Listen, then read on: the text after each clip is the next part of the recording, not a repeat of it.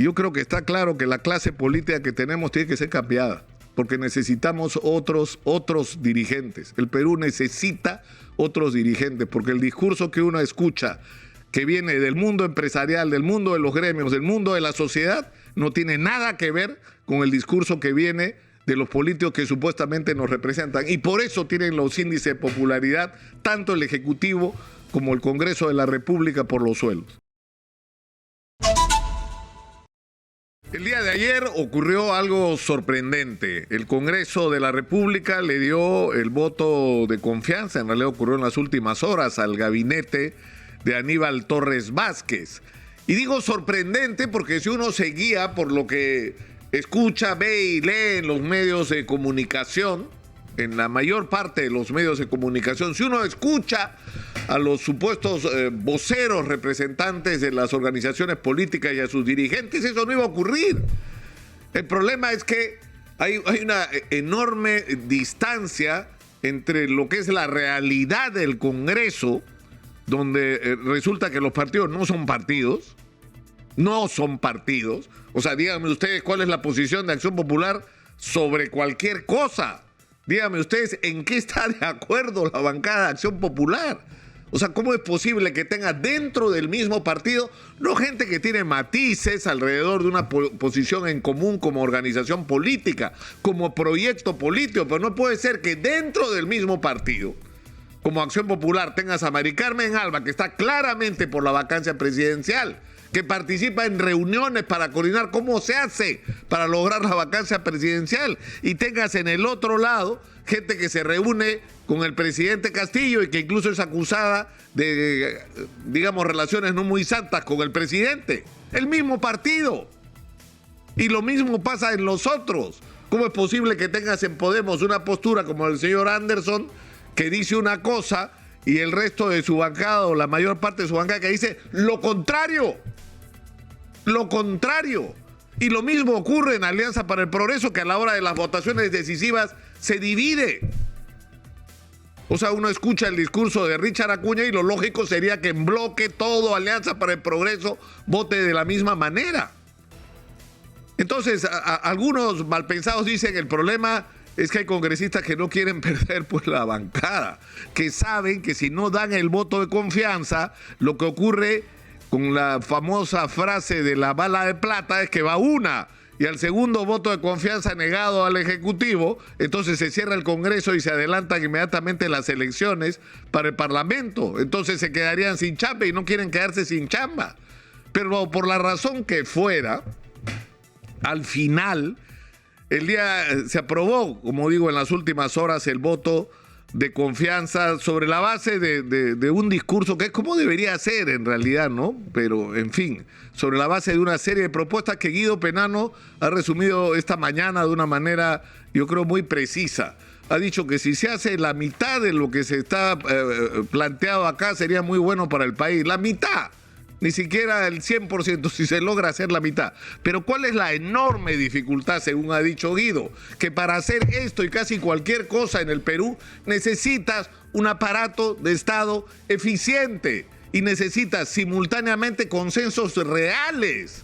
Es decir, que los objetivos que se plantean sean compartidos por todos los actores fundamentales y que en este caso tienen que ver con el Congreso, pero también con la sociedad, con los gremios, con los representantes de los empresarios, de los trabajadores, de las comunidades, de las organizaciones de la sociedad, para juntos enfrentar las dificultades, pero sobre todo la solución a los problemas que se planteen. Y tenemos hoy un caso concreto, es decir, ¿cómo es posible que en el caso de Repsol, donde estamos enfrentando una situación tan complicada y donde la indignación que tenemos, lo que provoca es echar a patadas del Perú a estos señores de Repsol, y lamentablemente por las condiciones contractuales y por el mundo que se ha tejido, esta telaraña de relaciones contractuales que se ha tejido, no podemos hacerlo?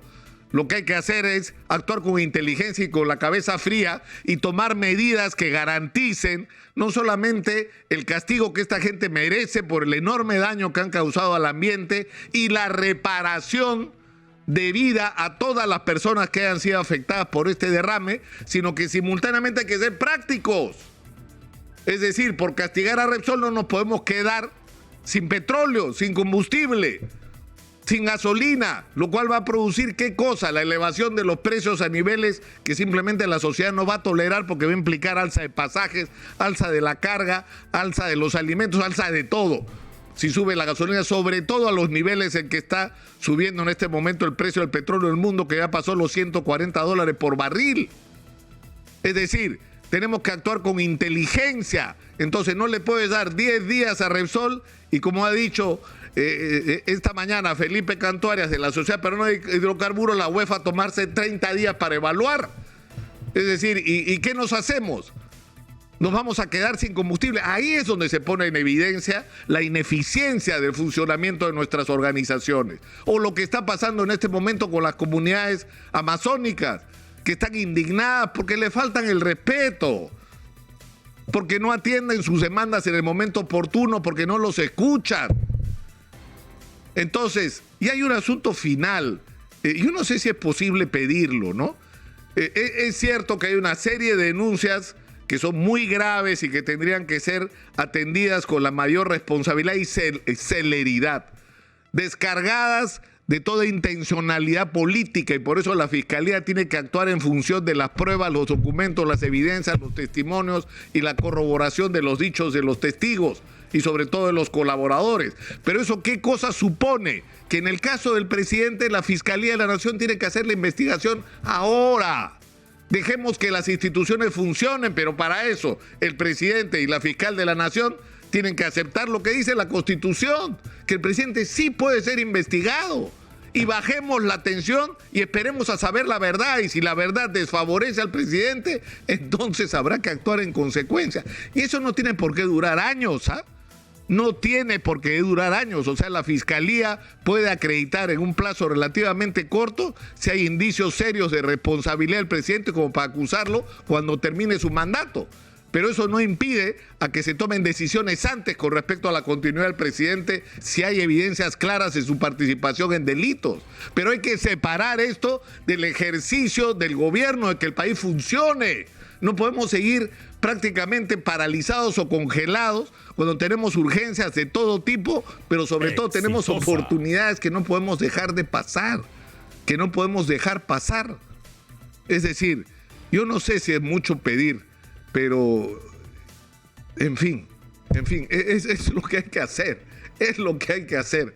Pero una vez más, yo creo que está claro que la clase política que tenemos tiene que ser cambiada, porque necesitamos otros dirigentes. El Perú necesita otros dirigentes, porque el discurso que uno escucha, que viene del mundo empresarial, del mundo de los gremios, del mundo de la sociedad, no tiene nada que ver con el discurso que viene de los políticos que supuestamente nos representan. Y por eso tienen los índices de popularidad, tanto el Ejecutivo como el Congreso de la República, por los suelos. Hablemos claro.